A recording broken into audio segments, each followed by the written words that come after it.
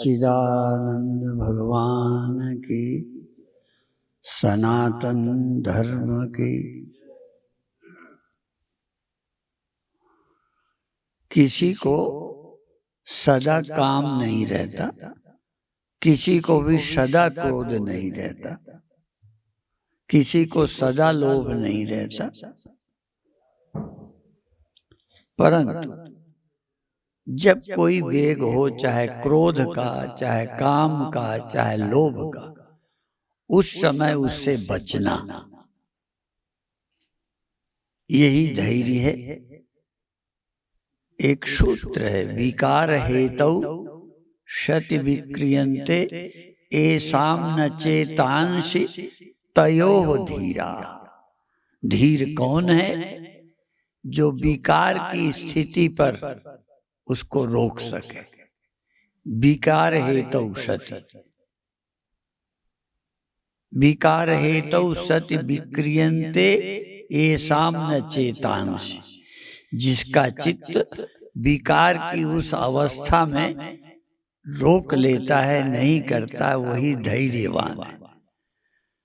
एक सूत्र बहुत पहले चित्रकूट में हमने बोला था,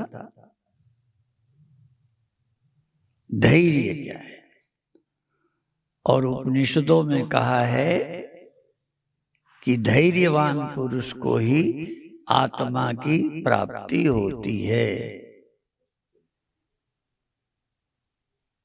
क्यों? वही क्षण होता है। और अभी एक पहले कीर्तन भी सुन रहे थे, एक क्षण ऐसा हो जाए जब न दृष्टा हो, न दर्शन हो, न दृश्य हो। प्रायः दृष्टा और दृश्य रहते हैं या फिर अज्ञानावस्था होती है। ज्ञान पूर्वक कुछ क्षण के लिए दृष्टा दर्शन दृश्य का अभाव हो जाए, न दृष्टा हो, न दर्शन हो, न दृश्य हो, और आप हो, आप बेखबर ना हो, आप होश में हो और दृष्टा न बने। प्रायः हम बिना दृष्टा हुए नहीं रहते, तुरंत दृष्टा हो जाते हैं, कोई दृश्य हो जाता है। और ये सभी चीजें हमारे मंत्र में आती हैं। ये मंत्र भी हम दोहराते रहते हैं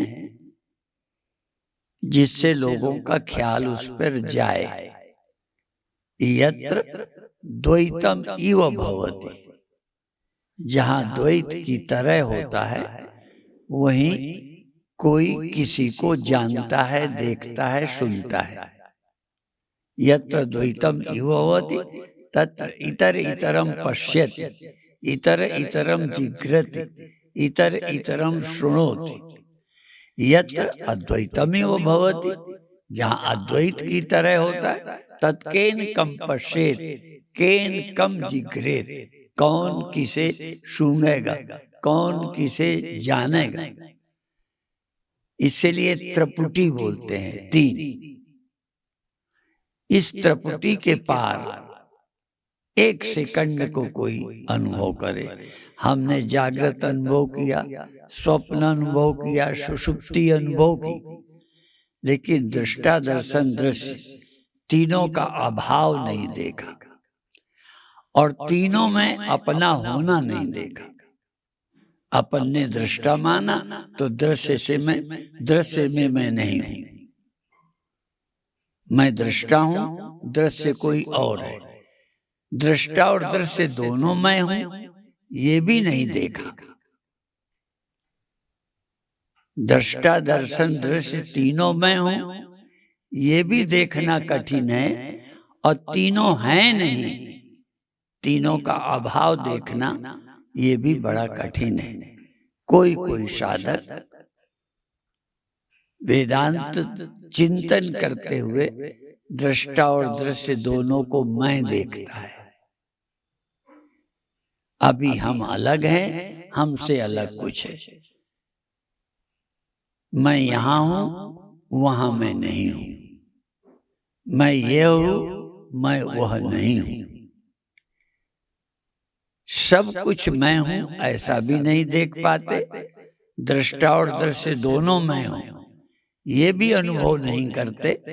कोई क्षण हो जब दृश्य को भी मैं जाना हो, यह को भी मैं ही की तरह अनुभव किया हो, या मैं और यह दोनों का अभाव, दृष्टा और दृश्य दोनों का अभाव और अपना होना। इसलिए आत्मा ही वेदम सर्वम, आत्मा एव इदम सर्वम, जिसको हम यह कहते हैं ये मैं ही हूं, आमे वेदम सर्वम, ये अनुभव करना। तो जो उपनिषद हैं उनको पढ़ना और थोड़ा देर उसको प्रैक्टिकल अनुभव करना। ऐसा कोई मनुष्य नहीं है जिसने तीन अवस्थाएं न जानी हो, जागृत स्वप्न सुषुप्ति। और ऐसा कोई है जिन्होंने तीनों का अभाव देखा हो, तीनों का ना होना देखा हो, या तीनों में अपने दर्शन किए हो।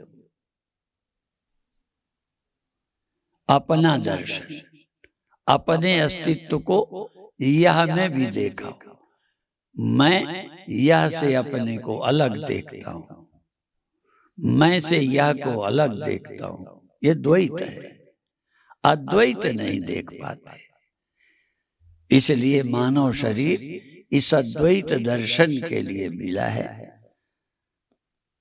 और अभी बेटियों ने बहुत अच्छा कहा, पर ये तो मैं उनके जो पढ़ाने वाले हैं या संगठन है उनसे जरूर जानकारी लेना चाहिए कि ये जो दृष्टांत आज दिया है ये कैसे बोलें कि किसी संप्रदाय विशेष को चोट ना लगे।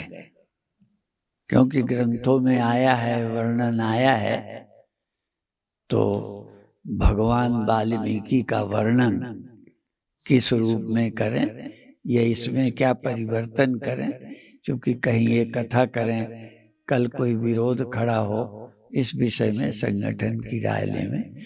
क्योंकि मेरा विषय नहीं है, वो तो संगठन ही राय देंगे। तो कई जगह ऐसा विरोध खड़ा हुआ है।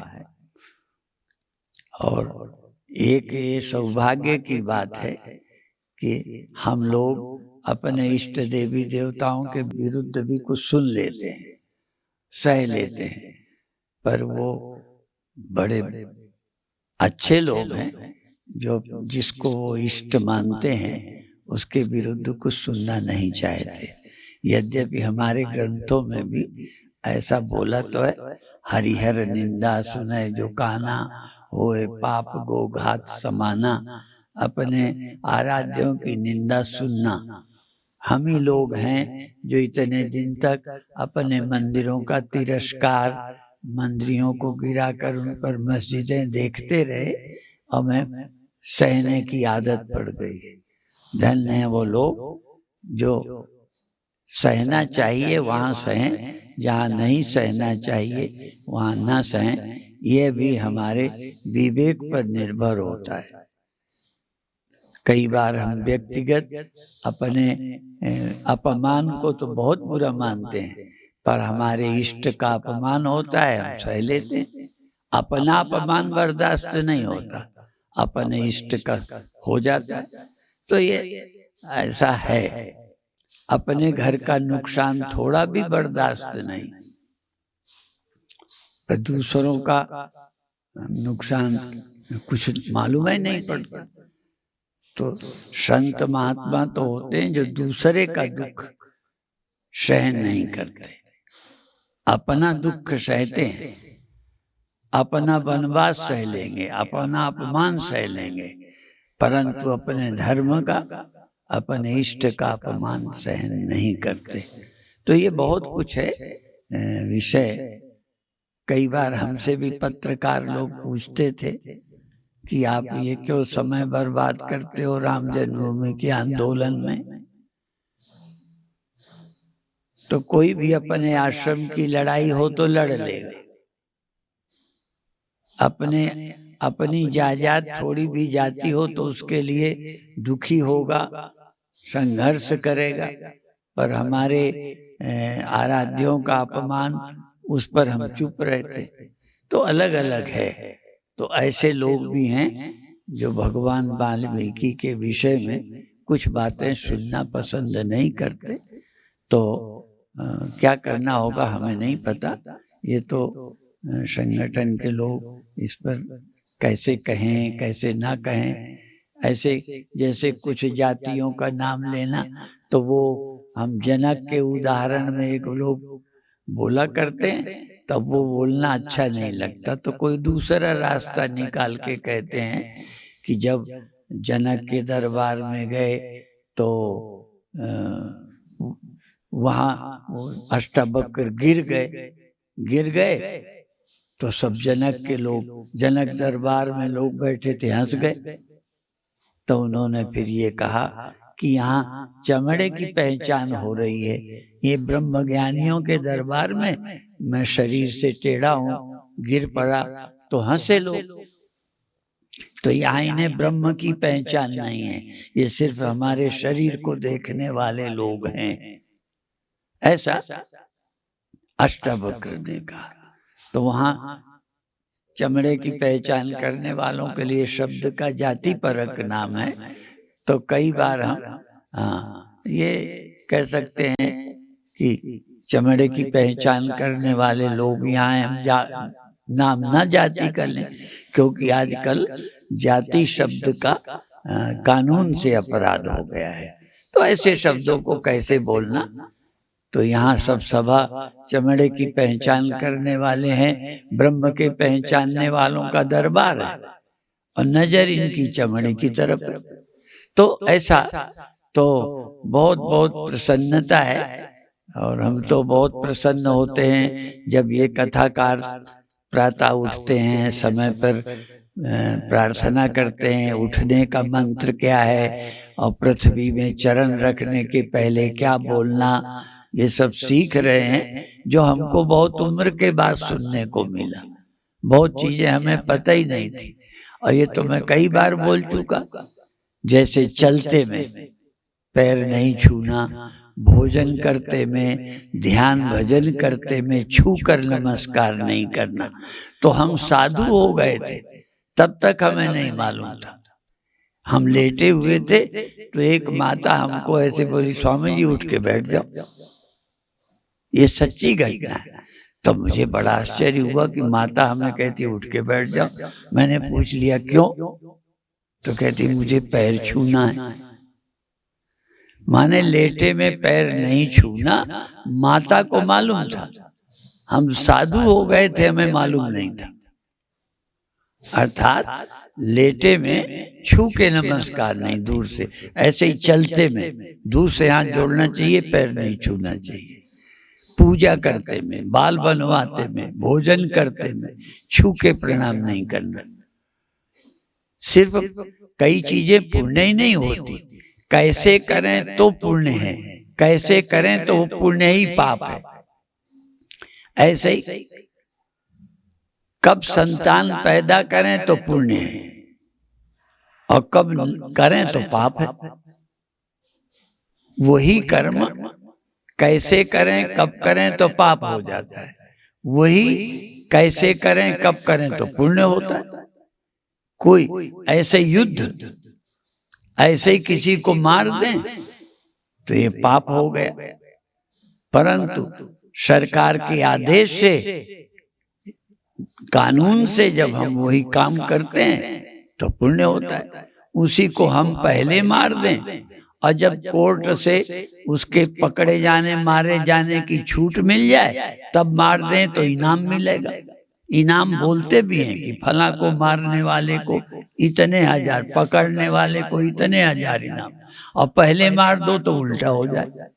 अर्थात कई काम हमें अपने मन से नहीं करना, शास्त्र के निर्णय से। इसलिए एक संदेश है कि जो शास्त्र विधि मुत्सृज्य वर्तते कामकारता, शास्त्र की आज्ञा के बिना जब हम कोई काम करते हैं तो वो पाप है, और शास्त्र आज्ञा से करते हैं तो पुण्य, वही काम। इसलिए कोई कर्म पुण्य नहीं है, कोई कर्म पाप नहीं है। शास्त्र की आज्ञा के बिना करना पाप है, शास्त्र की आज्ञा से करना पुण्य। तो ये बात ध्यान रखनी चाहिए। नमस्कार जैसा कब छू के करना, कब छू के नहीं करना, दूर से ही कर लेना, ना करना भी। अब कोई गुरु आपके आगे से निकल रहे हैं, आप उठ के खड़े ना हो, हाथ भी ना जोड़ो तो ये अपराध है। हाथ जोड़ो लेकिन छू के उस समय करो तो ये अपराध हो गए। तो बहुत अच्छा है, हम बहुत प्रसन्न होते हैं जो बच्चियां धर्मशास्त्र पढ़ रही हैं, कथा की भी तैयारी कर रही हैं, और शास्त्र तो पहले अपने लिए है फिर दूसरों के लिए। नहीं तो रामायण की पर उपदेश कुशल बहु तेरे, जे आचरण ते नर न घनेरे। दूसरे को उपदेश करने वाले तो बहुत हैं, पर आचरण करने वाले कम हैं।